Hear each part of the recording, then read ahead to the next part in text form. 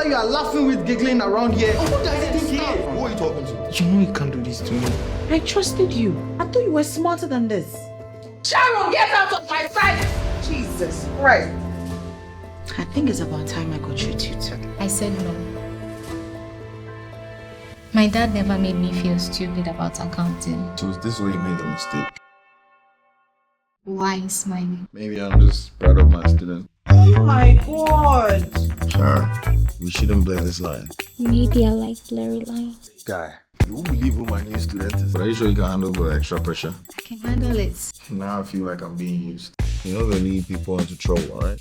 Hey, excuse me. Will you stop following me? I am really impressed with the way things are going.